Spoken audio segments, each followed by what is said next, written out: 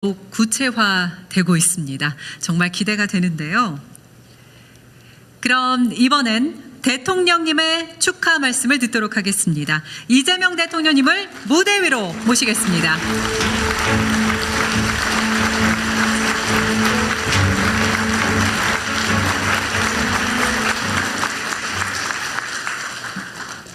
네, 준비한 말씀을 드리기 전에 한두 가지 제가 말씀을 먼저 드리겠습니다. 우리 강기정 시장님 그리고 김영록 지사님 이번 선거는 좀 그렇게 되긴 했는데 정말 고생하셨습니다. 우리 두 분께서 이 전남 광주 통합에 결단을 해주셨습니다. 이거 쉽게 할 수 있는 거 아닙니다. 공직자, 선출직 공직자들이 자신의 당선 확률을 절반으로 줄인다고 하는 결단 쉽지 않습니다. 실제로 행정구역 통합이 잘 안 되는 이유는 사실 정치적 요소가 가장 많죠.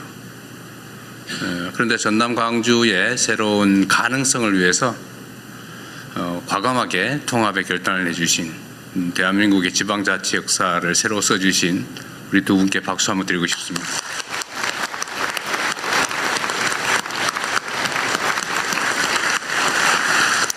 의전팀이 왜 두 분을 이렇게 멀리 떨어뜨리는지 모르겠어요. 네. 어쨌든 정말로 큰 결단해 주신 거 감사합니다. 이게 사실은 이번 이 투자 결정을 이끌어낸 주요 동인이 됐습니다. 지금 이 입지 선정 관련해서 여러 가지 이제 반론들 이견들이 있는데 분명한 건 그렇습니다. 이게 경제적 그 원리에 따른 것이라는 겁니다. 전 세계적으로 인공지능 산업 발전에 따라서 이제 메모리가 절대적으로 부족해지고 사실은 용인이나 또는 평택, 화성 이쪽에 기존에 계획된 공장 부지로 충분할 거라고 지금까지 생각해 왔는데 최근 갑자기 전체적인 예측이 아까 그림에서 본 것처럼 수요가 폭증하는 상황이 됐고 물량이 부족해서 지금 일부 산업에 황폐화가 걱정될 만큼 심각한 공급 부족에 시달린다고 합니다. 이게 단기간이 아니라 아주 길게 이어질 거라고 하는데 결국은 또 추가의 증설이 필요한 상황이 됐습니다. 그런데 지금 수도권은 기존의 모든 자원들이 부족해지고 과밀해졌지만 특히 용수 부분, 물 부분이 또 전력 부분이 해결이 불가능한 상황으로 이미 진입했습니다. 기존의 전력망, 송배전망으로는 도저히 추가의 전력을 공급받을 수 없는 상황이 됐습니다. 그렇다고 거기에 핵발전소를 지을 수도 없고 또 용수 문제도 심각하죠. 사실은 한강 수계나 이게 지금 생활용수와 겨우 맞춰서 거의 극대치까지 맞춰서 겨우 공급을 마치고 있는 상황이라 추가의 증설은 용수와 전력 문제 때문에 불가능한 상황에 우리가 다다랐습니다. 근데 이 슬픈 역사가 또 새로운 기회가 된 측면이 있습니다. 용수, 전력, 용지, 인프라 이거 포함해서 호남 지역, 특히 광주, 전남 지역이 이 문제들을 해결할 수 있는 유일한 지역이 됐습니다. 우리 엠코는 그걸 알고 미리 30년 전에 와 있었던 것 같은데 전력은 앞으로는 재생에너지가 더 중요해지게 되겠죠. 그런데 이 전남, 광주를 둘러싼 서남 해안, 풍력, 태양광이 매우 풍부하고 잠재력도 높고 특히 김영록 지사께서 정말 아리백 산업, 아리백 성취를 위해서 정말 애썼잖아요. 아리 300까지 하고 있다고. 그런데 거의 이제 아리 200 됐다고 하는 얘기를 들었어요. 그죠? 한 반 정도는 남는다. 근데 앞으로 3배까지 남겨서 산업을 유치하겠다고 아주 오랜 기간 준비를 해 오셨습니다.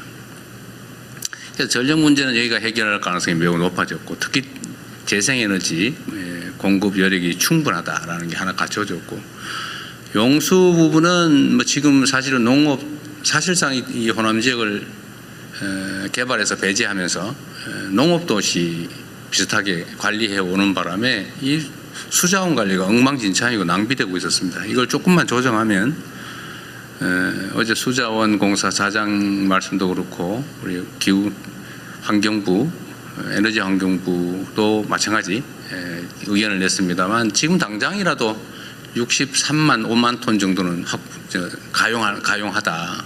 앞으로 혹시 더 증설된다면 한 130만 톤 정도 일간 이것도 조정을 조금만 더 하고 준비하면 할 수 있겠다 이런 판단이 들 정도로 방치된 것이 기회가 된 것입니다. 용지도 마찬가지죠. 뭐 다른 데는 복잡해서 서울은 땅 한 평에 뭐 공업 용지로 쓸래도 1,000만 원씩 500만 원씩 하는데 사실 여기는 장기간 배제돼 있으면서 용지의 가격도 낮고 또 펀펀하잖아요. 딴 데 뭐 토목공사 하려면 아마 SK하이닉스 용인에 토목공사하느라고 엄청 고생하고 있을 겁니다 지금. 근데 여기는 사실은 거의 평탄지라서 그런 비용도 좀 적다는 이점도 있죠. 지진도 없는 안전지대이기도 합니다. 그래서 이 모든 조건들이 지금까지 배제됐던 측면에서는 하나의 새로운 기회로 전환이 된 것이죠. 그리고 정부 입장에서는 매우 중요한 정책 목표가 있습니다. 지금처럼 수도권 1국 체제로 계속 가면 나라가 망한다. 반드시 국토를 효율적으로 제대로 쓸 수 있도록 균형을 맞춰야 된다는 게 저의 생각이고 많은 사람들이 동의하는 바입니다. 이번 국민주권정부의 핵심 과제죠. 국토 균형 발전을 통해서 포용적 지속 성장을 이뤄낸다. 피할 수 없는 핵심 과제입니다. 그래서 이 정부가 하는 역할 중에는 이런 객관적인 조건들을 잘 맞춰서 국토 균형 발전이 가능하도록 하는 것이죠. 그리고 또 한 가지 또 중요한 요소가 있습니다. 이게 그냥 이게 상황이 좋으니까 잘 가보세요. 우리 뭐 허가 신청하면 허가나 내드릴게. 잘 해보세요. 이렇게 해서 되겠습니까? 엄청난 인프라 구축 비용이 필요하죠. 예를 들면 그 수도가는 어떻게 할 것이며 철도는 또는 도로는 전력망은 아니면 오폐수 처리 시설은 어떻게 할 거냐 대체. 엄청난 비용이 소요됩니다. 그래서 이 재정 지원도 필요한데 마침 또 우리 민영배 당선자께서 상당 부분의 기반시설 확보 비용을 통합시가 부담을 하겠다라고 해서 정부의 재정 부담도 재정 압박도 상당히 줄어들 수 있게 된 것입니다. 이런 것들을 차곡차곡 하나씩 맞춰서 광주 전남에 가도 호남 서해 서남 해안으로 가더라도 손해가 아니라 훨씬 더 나은 기업활동 상황을 만들 수 있겠다라고 판단하게 만든 것이 정부의 역할이고 또 그 점에서는 어느 정도 성공을 하고 있다고 보여집니다. 저는 여긴 광주니까 그 말씀 한번 드리고 싶어요. 세상은 많은 사람들이 함께 모여 사는데 저마다의 욕망도 다르고 이해관계도 다 다릅니다. 그렇다고 모든 사람들의 욕망을 충족시켜 줄 수 없는 게 세상의 현실이기 때문에 이거를 적당히 잘 조정을 해야 돼요. 누군가 억울하지 않게 어느 지역도 억울하지 않도록 또 합리적이고 예측 가능한 그런 질서를 만들어내는 게 바로 국가가 소위 위임받은 권력이 해야 될 일인 것이죠. 그런데 안타깝게도 우리 대한민국은 그러지 못했습니다. 역사적으로. 대한민국 정부 수립 이래로 불가피한 측면이 있지만 우리가 가진 자원과 기회를 한쪽에 몰아가지고 올인했죠. 수도권 영남에 올인했습니다. 그 결과 수도권 집중이 발생했고 지방 소외가 발생했고 지방 소외 중에서도 영남과 호남을 차별을 하면서 약간의 의도도 있었던 것으로 생각됩니다. 한때. 그것이 물론 상당한 성과를 냈습니다. 산업화에 큰 기반이 됐겠죠. 자원을 효율적으로 한쪽으로 집중함으로써 효율이 생겼을 겁니다. 그러나 어쨌든 그 결과로 동서간에 엄청난 차별이 발생했죠. 격차가 발생했습니다. 얼마나 서럽고 외롭고 슬펐겠습니까? 그 긴 시간을. 그런데 이 양무 호남 시무 국가라고 어떤 분이 말씀하셨는데 이 민주주의라고 하는 게 지금은 이 경제 성장 발전을 위한 정말로 중요한 장치가 됐어요. 효율적이고 예측 가능한 공정하고 투명한 질서가 아니면 현대 국제 경쟁을 할 수가 없습니다. 그 비효율을 가지고 예측 불가능성을 가지고 어떻게 경쟁하겠어요? 이 민주주의라고 하는 걸 만들고 또 지켜오고 또 지금의 이 세계가 부러워하는 모범적 민주국가로 발돋움하게 된 것은 많은 우리 국민들의 노력의 결과이긴 하지만 그 중에서도 호남의 노력이 매우 컸다 이렇게 생각합니다. 배제되고 서럽고 소외됐지만 그럼에도 불구하고 민주주의를 지켜왔죠. 그 결과가 대한민국이 산업화에 이어서 민주화를 이뤄내고 또 전 세계적인 모범이 되었을 뿐만 아니라 합리적 경제 활동의 토대를 만들어서 우리 기업인들이 예측 가능한 상황에서 합리적인 최선의 결정을 할 수 있게 되었던 것입니다. 저는 이게 우연이 아니라 대한민국의 우리 국민들의 이 위대한 DNA가 우리 기업들이 합리적으로 경쟁하고 최선을 다하고 국가적인 또 국제적인 경쟁력을 갖게 된 하나의 원인이라고 생각합니다. 물론 그 핵심은 우리 당사자들의 노력이겠죠. 그러나 그 토대에는 우리의 민주주의적인 DNA 또 민주주의를 위한 치열한 투쟁의 결과가 있었다 이렇게 생각합니다. 다행스럽게도 이제 그 서름을 조금이나 벗어날 수 있는 기회가 생긴 거예요. 이게 전부를 완전히 균형을 맞출 수는 없겠지만 소외와 배제, 슬픔과 억울함을 조금이라도 만회하고 동서가 또는 수도권과 지방이 균형 성장하는 첫 출발이 될 것 같습니다. 이게 저는 오늘 이 정책 발표를 하면서 제가 느끼는 소회입니다.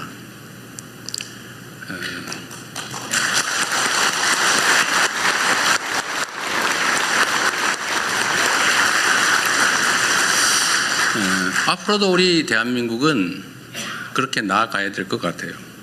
서로 존중하고 공정하게 예측 가능한 사회에서 누구나 자신의 역량과 자질을 발휘할 수 있도록 만들어내는 것. 그게 정부의 역할이라고 생각합니다. 그리고 오늘의 이 서남권 투자는 우리 기업인들이 결단해 주신 것이라 우리 국민을 대표해서 특히 이 호남에 거주하시는 우리 국민들을 대신해서 깊은 감사의 말씀을 드리는 동시에 여기서 끝이 아니라 좀 더 효율적으로 기업에게도 유익하고 또 우리 국가에게도 유익한 우리 국민들에게 희망을 주는 그런 새로운 역사의 출발점이 됐으면 좋겠어요. 여러분의 결단이 정말 큰 도움이 될 것으로 생각됩니다. 이거 많이 준비한 게 있는데 이거 못해 생각이 될 것 같아요. 이거는 제가 준비한 축사는 우리 언론인 여러분들은 서면으로 제공할 테니까 참고하시기 바랍니다. 저는 정말로 기쁩니다. 저는 이제 민주당 소속의 정치인으로서 이제 대통령이 되었습니다. 그리고 대통령으로서 대한민국 모두를 위한 국가 정책을 기획하고 집행하는 또 그를 지휘하는 위치에 있습니다. 저는 전체를 지향해야 된다고 생각합니다. 물론 제가 가지고 있는 기본적인 가치나 이상 어떤 열망, 열정 이런 걸 포기하지는 않습니다. 그 두 가지가 잘 조화되어야 되겠죠. 전체를 위해서도 유익하고 또 한편으로 우리가 가졌던 꿈이나 이상들을 포기하지 않아야 된다고 생각합니다. 아까도 제가 국무회의 때 말씀드렸는데 영남은 지금 인구가 1330만인가 그러고 이 호남은 지금 현재 500만이 안 된다고 하죠. 그러나 해방 이후에는 호남 지역이 인구가 더 많았다고 해요. 왜 그렇게 됐을까? 그건 우리의 아픈 또는 슬픈 축적된 역사의 결과죠. 이제는 조금이라도 교정을 할 수 있게 돼서 참으로 기쁩니다. 우리 이 지역에도 이제 새로운 희망이 생기면 좋겠습니다. 약속드렸던 것처럼 제가 직접 관할해서 집행을, 기획을, 총 책임을 또 최종 책임을 확실히 지겠습니다.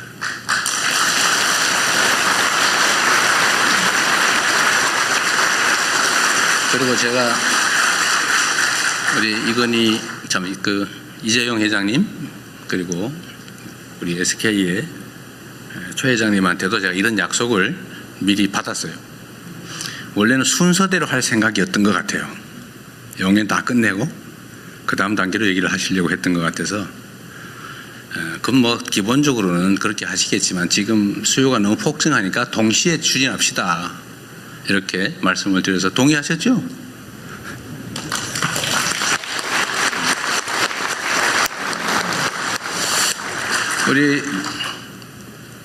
우리 삼정의 우리 사장님 이름을 제가 기억 못 죄송합니다. 전용년. 네, 우리 사장님이 정부의 약속을 받고 싶어 하시잖아요. 그래서 아까 확인은 사살을 하시고 계시던데. 네.